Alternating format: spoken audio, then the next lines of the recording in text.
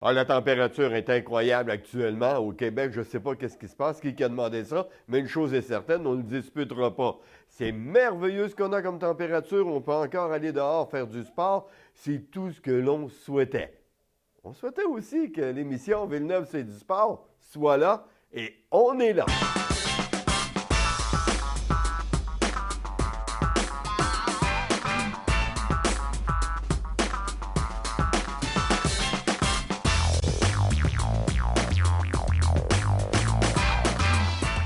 Encore une fois cette semaine, eh bien, je ne serai pas seul. Notre ami Yann Boulanger sera là pour émettre ses commentaires. On pourra dire un petit salut, un petit allô spécial à Yann qui, lui, nous parlera de sa région. Et ça, bien, c'est tout au cours de la saison qu'il sera là. Il sera là pour nous parler de différents sports, différents événements qui se produisent chez eux.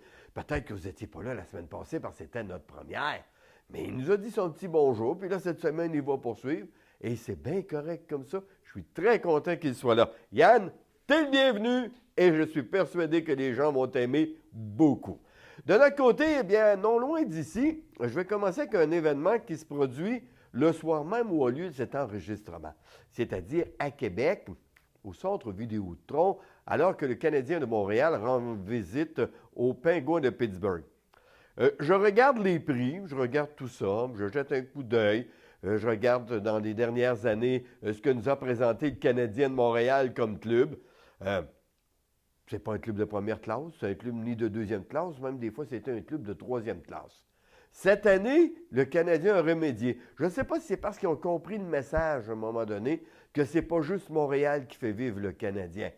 Sur quoi je me base pour dire ça? C'est pas dur parce que je m'y suis déjà rendu. Comme vous, ça, j'en suis persuadé. Et lorsque l'on voit la quantité phénoménale, parce que c'est ce qu'il faut dire, d'autobus qui attendent les gens pour les ramener chez eux à la maison, que ce soit à Rivière-du-Loup, que ce soit à Saguenay, que ce soit au Nouveau-Brunswick, que ce soit ici à Québec, Trois-Rivières, dans la Beauce-Saint-Georges, c'est incroyable de voir le nombre d'autobus de personnes qui viennent de l'extérieur pour aller voir le Canadien, et ce, à Montréal.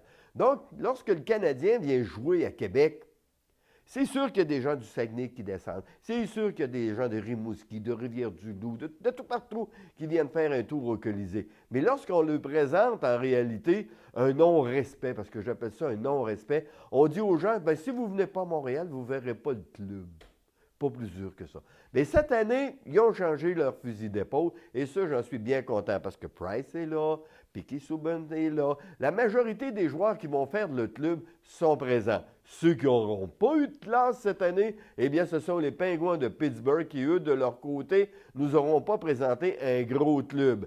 Il y a quand même un bémol qu'il faut donner en ce qui concerne le Pittsburgh parce que le lendemain de cette rencontre à Québec, il faut dire que Pittsburgh va jouer à l'Arena ou Craftville. Vous savez, ce fameux concours qui permet aux gens de donner le nom, de dire on encourage notre région, notre aréna locale, on l'inscrit pour qu'on puisse gagner 100 000 $ pour améliorer nos infrastructures pour les jeunes, pour le hockey. C'est une bonne action et je comprends que Crosby et tout le reste veuillent peut-être être plus là qu'à Québec. Mais juste une question de respect. On aurait vu une bonne équipe de Montréal contre une bonne équipe de Pittsburgh, ça aurait été la totale. Mais cette année, on aura eu 50 %. C'est toujours mieux que l'an dernier où on avait une troisième ordre pour le Canadien et l'équipe W de New York qui était là. Ça en était ridicule. C'est peut-être la raison pour laquelle aussi cette année, eh bien, les billets, ça n'a pas parti tous, et ça dans la même avant-midi, si vous voulez. Alors cette année, ça aurait été un peu plus long. Les gens ont attendu pour voir un peu ce que le Canadien allait offrir aux amateurs. Donc, je suis persuadé que ça aurait été une belle soirée de hockey et que les gens qui y sont rendus à Québec auront eu un bon match et surtout les jeunes, ils auront vu les étoiles. Que ce soit Price, que l'on dit que c'est le meilleur gardien de but au monde, mais qui n'a pas de Coupe Stanley, ou encore Piquet Souban, le meilleur défenseur au monde, qui ne l'a pas encore prouvé. Mais de toute façon, ce sont nos favoris, il faut l'avouer. Donc, Canadiens, merci d'avoir présenté un club cette année qui a fait plaisir aux amateurs de hockey, non pas juste de Québec, mais du Grand Québec.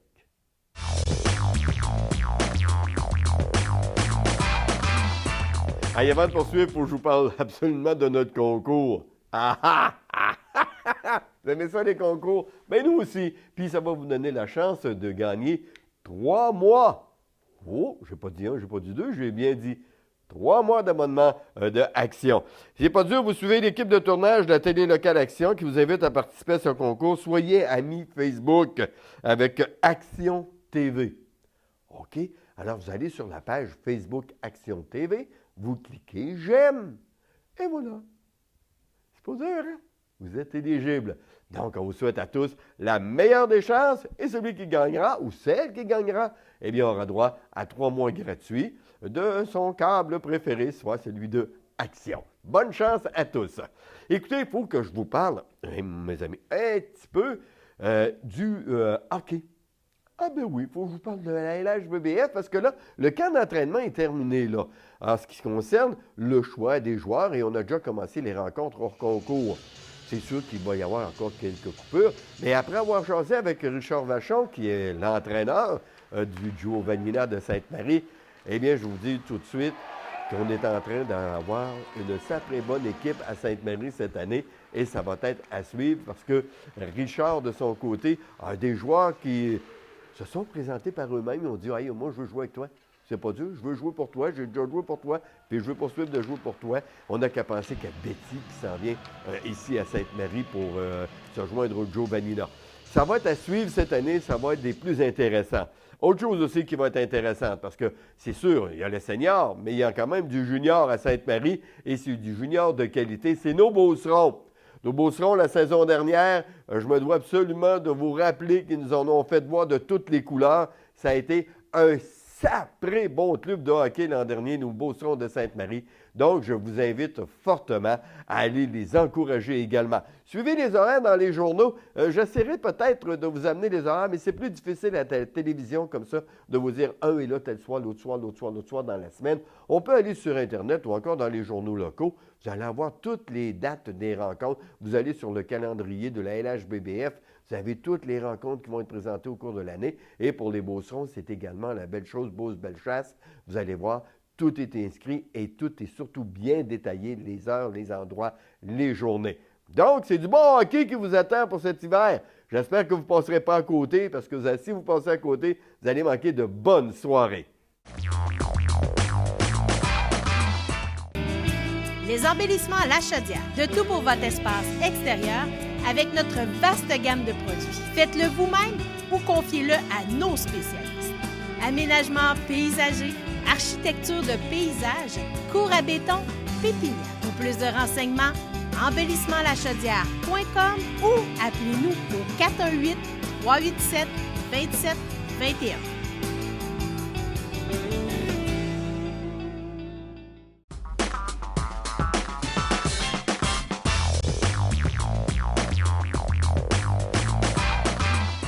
J'ai quelqu'un à vous présenter qui vient nous parler d'un sujet. On a un peu abordé ce sujet-là l'an dernier.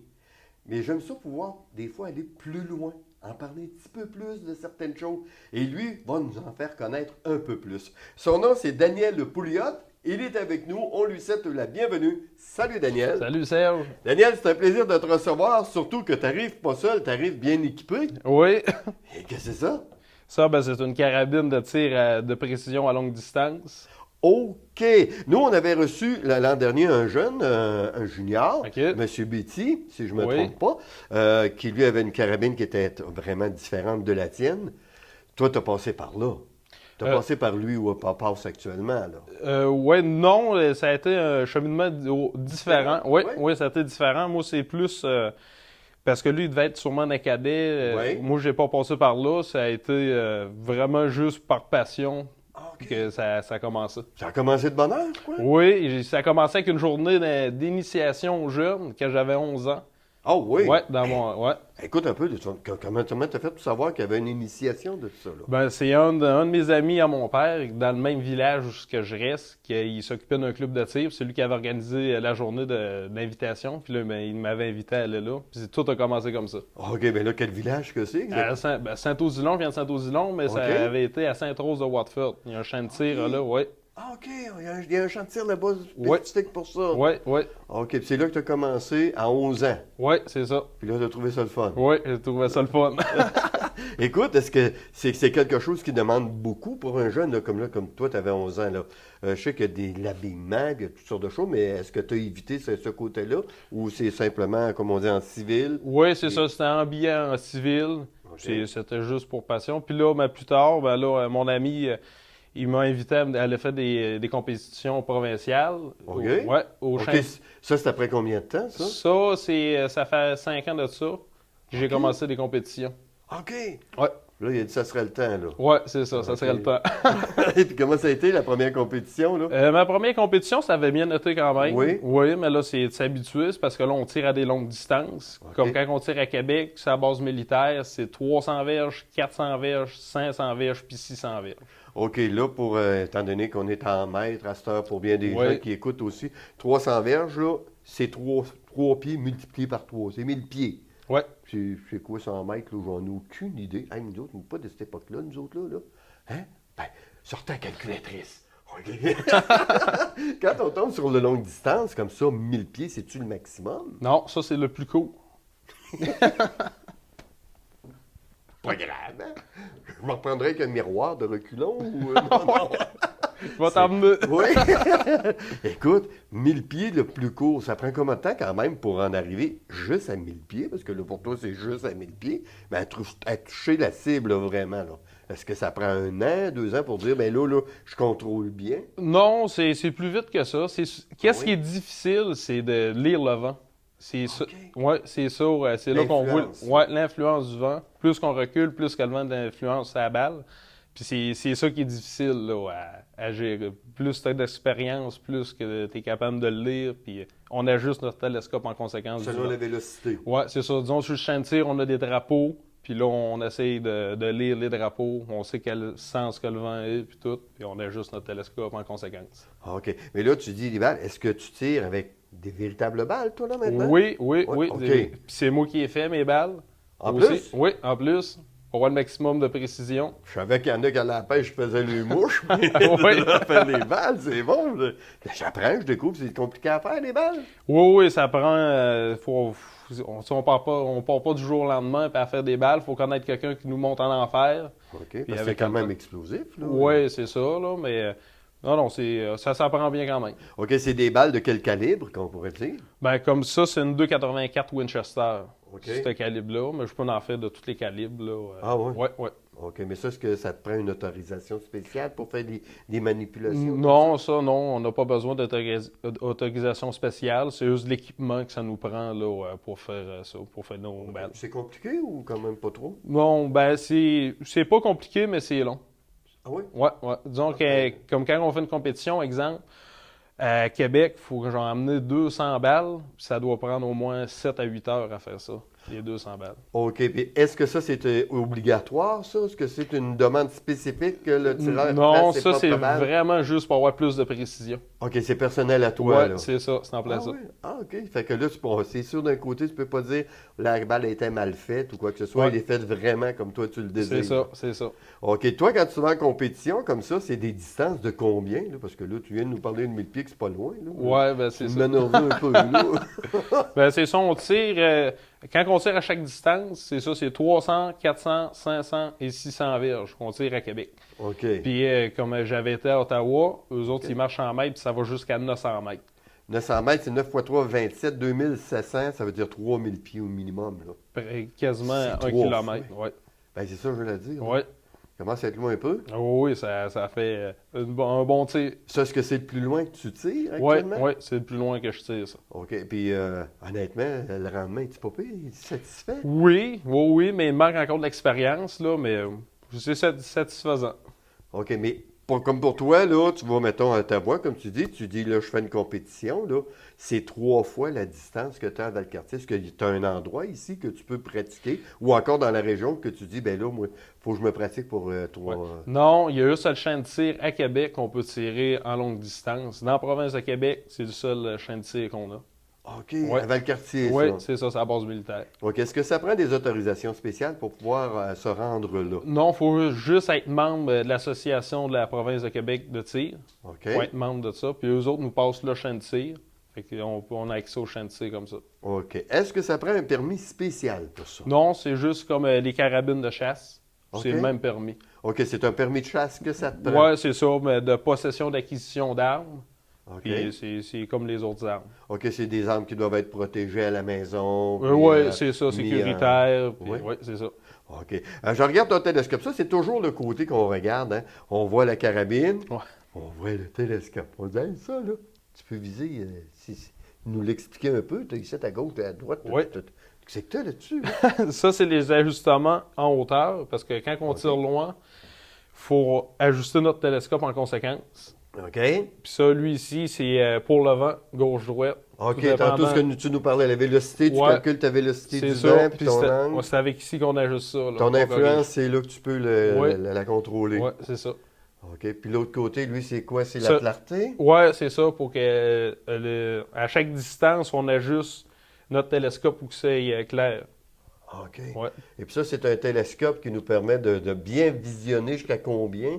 Ça, c'est jusqu'à 42x. Ça rapproche 42 fois. OK. Puis pour la distance que toi, tu as attirée, Ouais, comme le c'est ça. kilomètre, là, Ouais, c'est suffisant. c'est suffisant, ça, ouais. C'est bon, c'est... Ouais. Ah, crème au- Puis la carabine, elle, c'est une carabine standard? Ou... Non, ça, on appelle ça une carabine custom. Dans le fond, c'est tout fabriqué à main. Il n'y en a pas Ah deux oui? comme ça. Oui, oui. Ah? Ça, c'est-tu toi qui l'as fait? Ou Non, dans- ça, j'achète les composantes. OK. Puis là, dans le fond, c'est un armurier de par chez nous, de Saint-Odilon, qui m'a tout assemblé ça, sa carabine-là.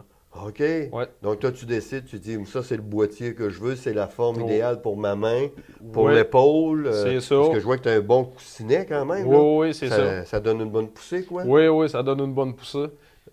Pour les amis chasseurs ou les gens qui connaissent les armes, c'est une poussée qui équivaut à quel genre de carabine? Ça équivaut à peu près à une 30-06. OK. Ouais, fait que, une arme de chasse, ça équivaut à peu près à ça. tu t'essayes pas comme ça de le mettre devant ton front pour voir si Non, non, non, non. C'est parce ça laisse des marques. Écoute, est-ce que s'il y a des gens qui sont intéressés, là, qui écoutent ça, qui se disent, coudonc, des parents qui puis là, ils disent aux jeunes, hey, coudonc, me tu ça, toi, là? Comment est-ce que à qui on appelle ou est-ce qu'on va voir? Est-ce qu'il y a des sites, quelque chose? Oui, c'est ça, il y a un site, c'est www.pqra.org. Eux autres, ils font une journée d'initiation par année au printemps. Fait qu'ils ont, s'il y en a qui veulent l'essayer, ben, ils ont juste à aller sur le site. On voit tous les renseignements. On peut, ils ont contacté les gens qui s'occupent de ça, puis tout. Puis c'est comme ça qu'on peut commencer à essayer ça. OK, tu me redonnes ça. www.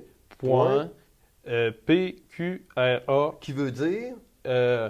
En anglais, dans le fond, c'est. OK. Ouais, c'est ça. Ça veut dire l'Association de tir de la province de Québec. Mais là, c'est OK. en anglais, c'est pour ça que les lettres sont différentes. .org. OK. PQRA.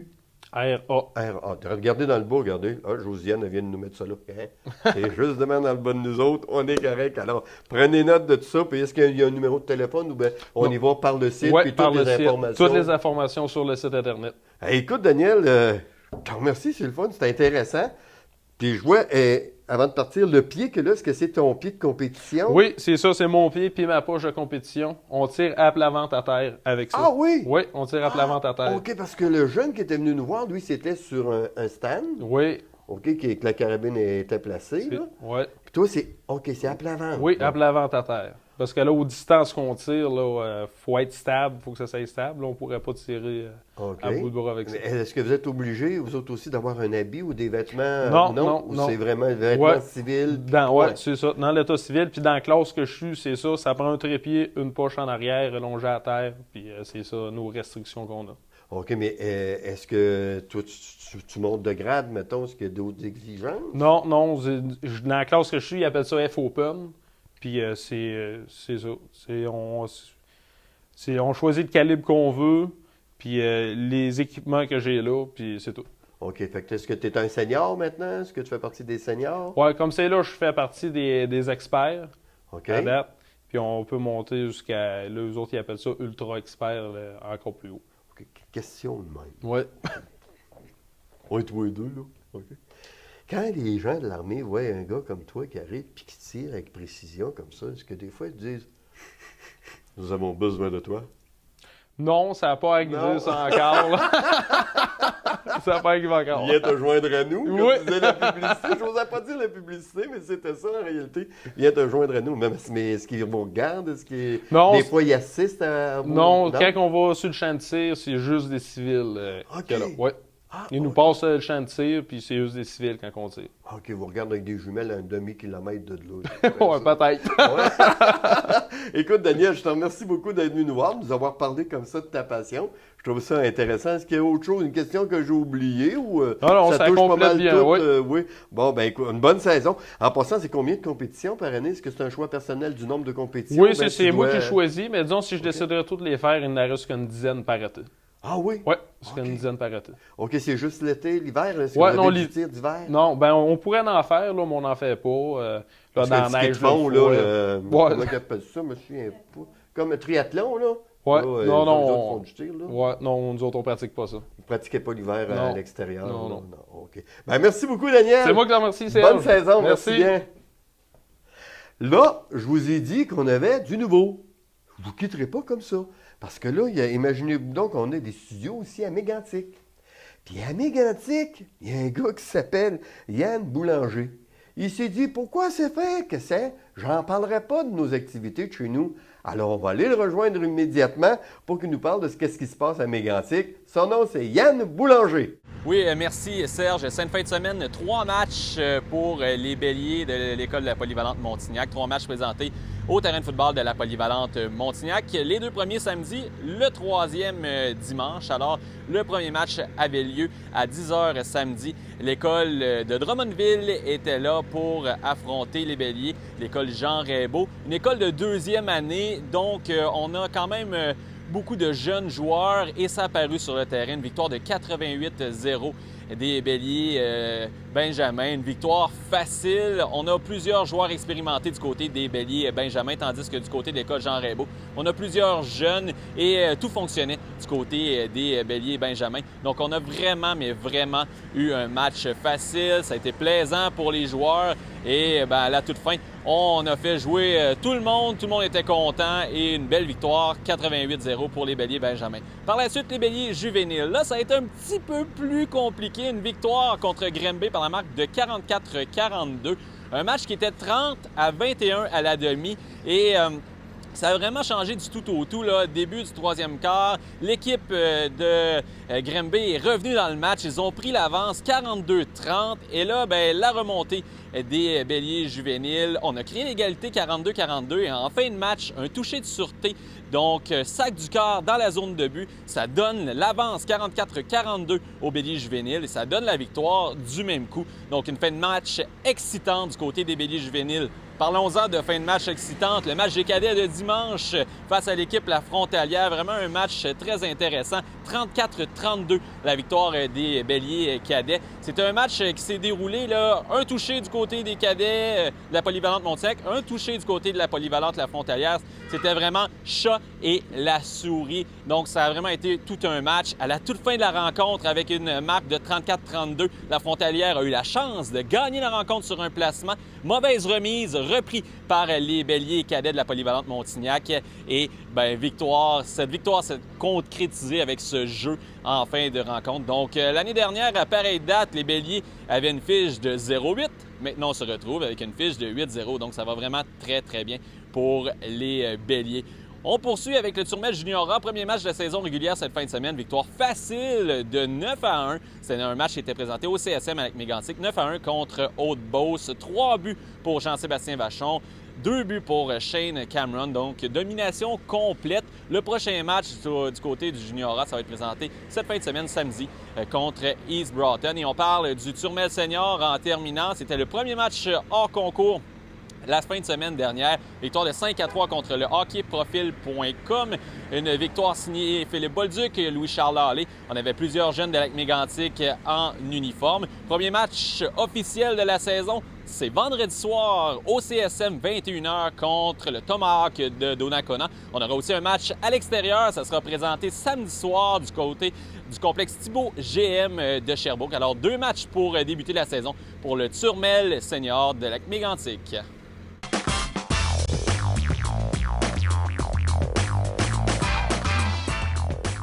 Quand je vous ai parlé des Canadiens de Montréal qui étaient à Québec, là, vous savez, cette semaine, j'en ai parlé au début de l'émission, il y a, dans ma tête, ça dit, on aimerait donc ça que les Nordiques, ça revienne. Hein? On est d'accord là-dessus. Montréal, de leur côté, c'est les Expos. Les Expos de Montréal. Baseball. Et ici, on regarde la façon que les ligues, de leur côté, travaillent. En ce qui concerne le hockey, on n'en parle pas. On ne dit pas un mot. On ne veut pas laisser sous-entendre rien. Alors que, du côté de Montréal, c'est tout le contraire. La Ligue, les dirigeants disent, oui, on aimerait ça retourner à Montréal, on aimerait ça que le baseball revive là-bas.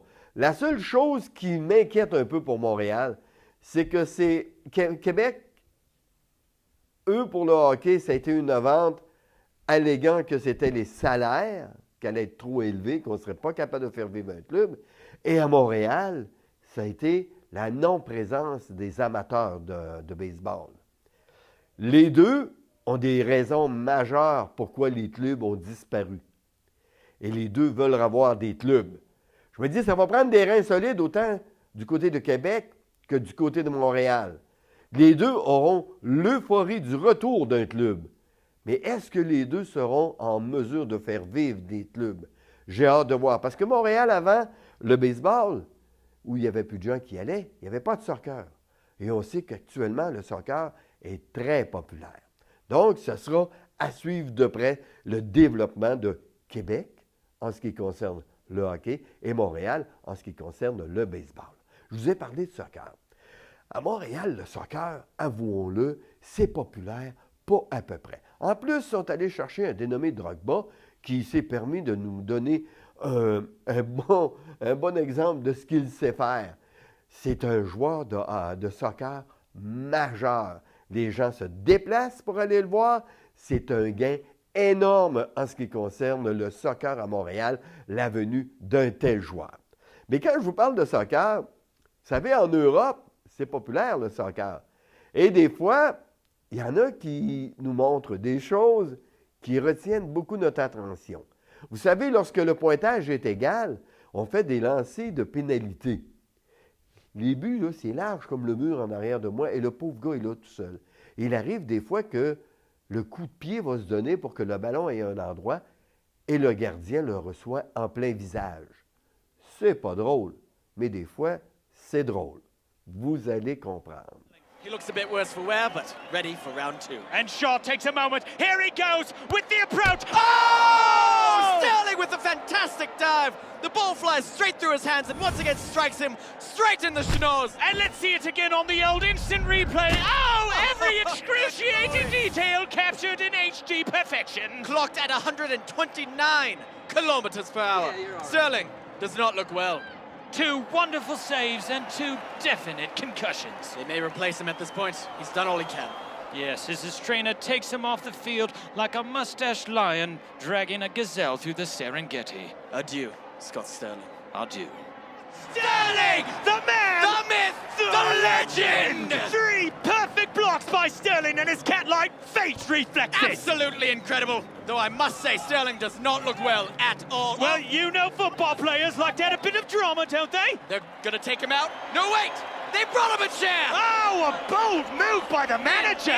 Bain sets up for the 4th attempt. And this, frankly, is a gimme. He literally just has to kick it anywhere except where Sterling is sitting. There is no possible way that North Carolina can mess up this shot. Oh! 158 kilometers per hour! This man can do no wrong! Look at him beg for mercy when it's mercy that should be begging for him! He has looked death in the eye and said, take your best shot! But where's Sterling?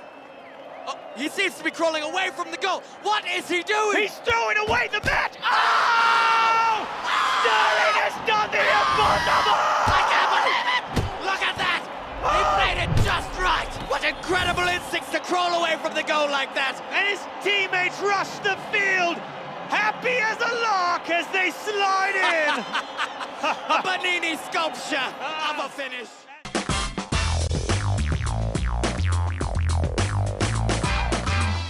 Voilà, c'est tout ce qui concerne l'émission Villeneuve, c'est du sport pour cette semaine. Merci beaucoup à Yann de sa participation, également Daniel.